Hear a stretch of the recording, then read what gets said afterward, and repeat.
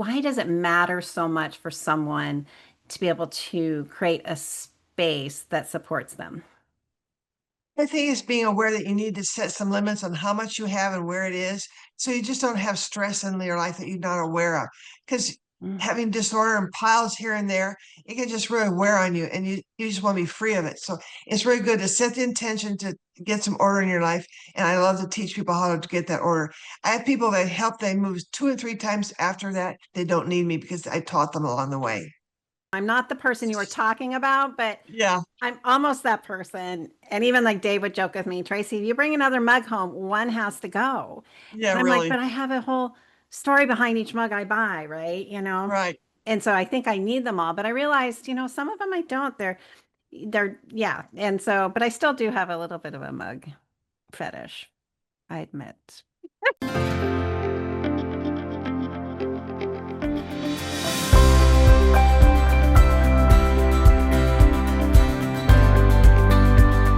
What if the best chapter of your life hasn't even begun yet?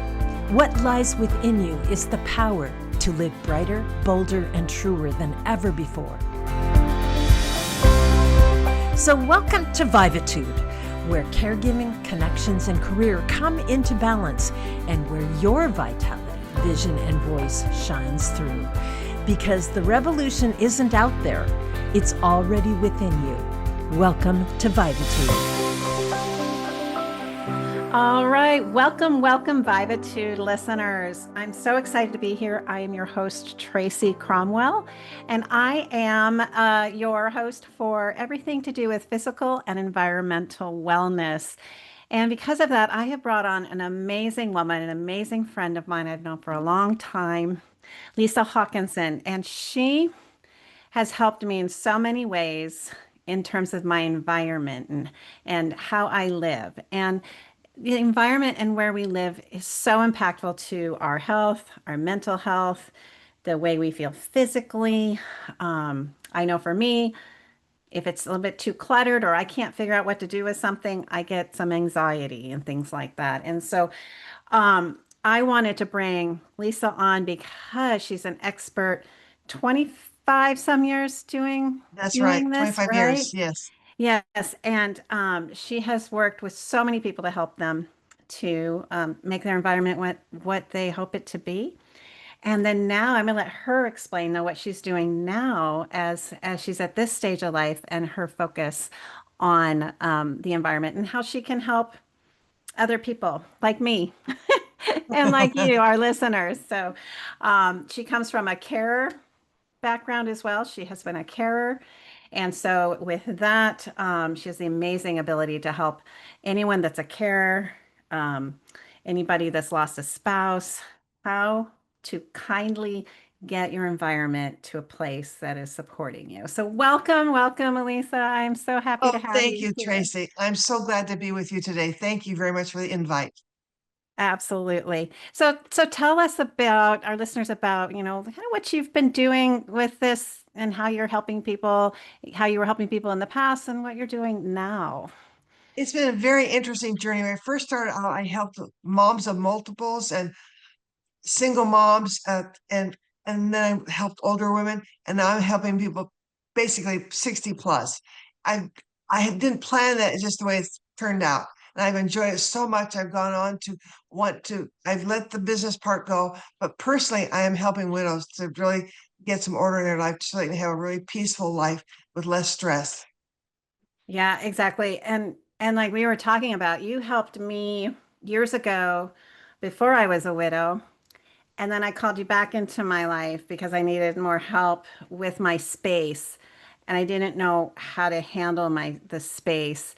And one thing I want to tell everybody is that although Lisa, you have moved on from part of your business, I know you'll be able to help people find or later we can discuss what you would look for with somebody that is an organizer. So just to give everybody some background, Lisa came literally into my home because I was looking in my kitchen and I had drawers and cupboards that were kind of organized, but anytime I opened them up, they were just disorganized. And every time I opened them, I felt anxiety and frustration. So she literally came into my home for that. We also worked over, um, uh, like Zoom or Messenger or was it Yes. FaceTime? Yes. Was able to come and help me that way and keep me accountable too, as to did I clear out the 7 fondue pots? Right. I know. Remember, do you remember the I do. I remember that. That was the first. I was like, but It was I need crazy. them even though I've never used. So as I recall, you gave them to someone with the idea that you could borrow them back. Yes, yes, exactly. Good memory. Yeah. And then but then also the aspect you helped me because after Dave passed, I had a lot of things, emotional attachment to more things. And I just needed some help to make some decisions. And Hmm. and you were very, very helpful. So with that, having an organizer, someone come into your home or help you just to clear this stuff out or find a different way to visually see things, right? Right. So, yeah. So, in that regard, what do you feel is, you know, why does it matter so much for someone to be able to create a space that supports them? The thing is being aware that you need to set some limits on how much you have and where it is. So you just don't have stress in your life that you're not aware of. Because Mm. having disorder and piles here and there, it can just really wear on you and you just want to be free of it. So it's really good to set the intention to get some order in your life. And I love to teach people how to get that order. I have people that help, they move 2 and 3 times after that. They don't need me because I taught them along the way. So with that, then, so let's go back to some of that. You said something really important, some anxiety or stress they don't know that they have. So what would you, because that was a good point. I didn't realize every time I opened my drawer at first, and I didn't realize when I looked in the cupboard, it was just a bit distressing to me. What do you think is a good way for somebody to come to terms or even know that something's bothering them? Well, having someone like me come in or a good friend just say, what do I do with all this stuff? And you have to set the intention. I want to be and have things more in order. So I had asked people, what do you need? What do you use? And so I was speaking to a group of people so that cabinet right to the right of your sink, let's say, is prime real estate for mugs. So how many mugs do you have? 6 or 8? And so the conference woman told me after, she said, I have 56. I said, how often do 56 people show up? And so I said, didn't have much space. So we put them in a tub far in the garage or in the back bedroom. So when those 56 people show up, you need all those mugs, you can bring them out. So it's really taking stock of what do you need, what do you use?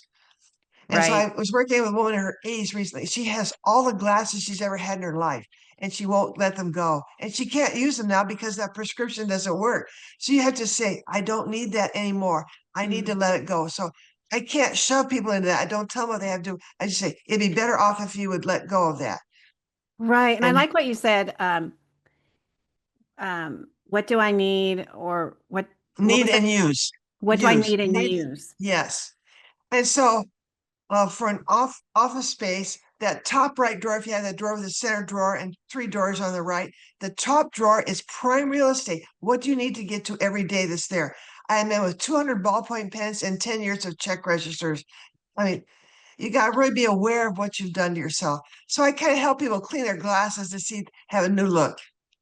Oh my gosh. So number one, I still have a bit of a mug problem. I'm not the person you were talking about, but Yeah, I'm almost that person. And even like Dave would joke with me, Tracy, if you bring another mug home, one has to go. yeah, And I'm like, really. but I have a whole story behind each mug I buy, right? Right. And so I think I need them all, but I realized, some of them I don't. Yeah. And so, but I still do have a little bit of a mug fetish, I admit. So, but yeah, so what do I need? What do I use? The other thing I really like what you said was about the desk drawer Right. and that prime real estate. And I think that is something important too. Prime real estate um, is that desk drawer. What do you need? What do you use? And so I do believe that sometimes the stuff you don't need gets in there Right. and it messes with your mind. So So, around the 90s, I started noticing magazines with clear off countertops. I went, wait a minute, what is this? I mean, And back in the age, you have your canisters, your coffee pot, everything up there. I said, okay, I had a lazy Susan. I went, put all my daily, I took everything off. What do I need every day here? I need my toaster, I need my blender. They didn't have to live on the countertop anymore. It was a great feel. And I did away with canisters. I put those in rectangular canisters in the cupboard. So I Well, had cleared off countertops. It was really nice.